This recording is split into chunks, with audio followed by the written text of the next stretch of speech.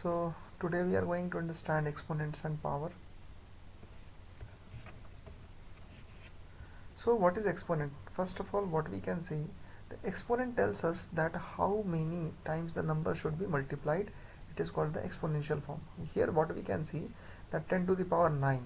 So this 9 is known as exponent and 10 is known as base. So there are some formula involved over here so that we can understand. When we have to add number in standard form, we convert them into numbers with the same exponent. Various small numbers can be expressed in standard form using negative components. A to the power n equals to 1 only if n equals to 0. That means we have some formula which is a to the power m into a to the power n equals to a to the power m plus n. So here what we have to see, that what is the base and what is the exponent here. So if there are equal bases, and in that case there is a relation of multiplication, over there we can add the given exponents. If there is a relation of division with the same base, we can subtract the given exponents. If there is a bracket sign, so in that case we can just multiply the given exponent. If there is a multiplication between two numbers but with the difference base, then what we can do, that we can put both of the bases inside and keep the exponent same. A to the power 0 equals to 1. That means if there is any number with the power 0, it will be equated to 1. And if we are going to divide two numbers with different base but same exponent, we can keep the bases inside and keep the exponent outside. Now let's move with some questions. We have one question. You can easily say that we have to multiply this minus 3 into 4. It will become 6 to the power minus 12. And we are aware that whenever there is negative exponent, we have to put the number in the denominator, or we have to just if the number is in numerator, we have to put it in denominator. If the number is in denominator with negative exponent, we have to put that in numerator. So same here, we have the second question.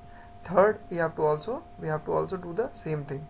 So that means we can solve these questions using these rules.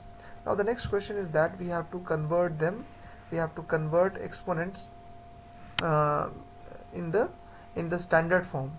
So that means what are the steps involved? Step number 1: for any given number, count the number of digits appearing after the leftmost digit. Second one, for expressing it in the standard form, write down the leftmost digit first.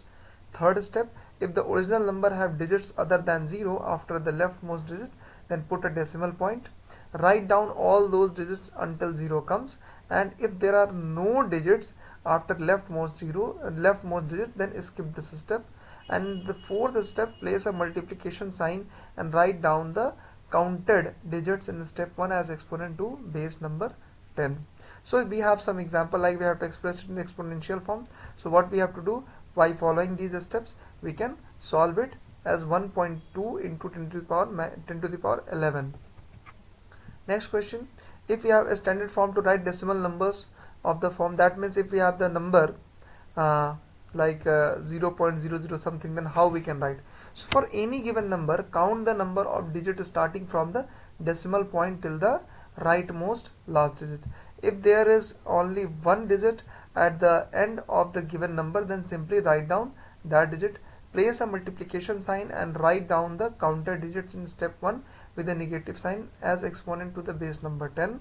Then if there are two or more non-zero digits at the end of number, then write down the rightmost digit followed by a decimal point and the other non-zero digits.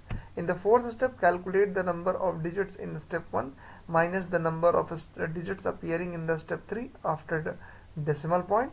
In step number 5, place a multiplication sign and write down the counted digits in step number 4 with a negative sign as exponent to base number 10. So we have one question over here. So what we can do, by using or following these steps, we can easily solve and write the answer as 1.2 into 10 to the power minus 14. We have also some questions here, and we can solve it very easily by following the steps. We have also some questions from the NCERT book, and here you can see the solutions, how we have solved it.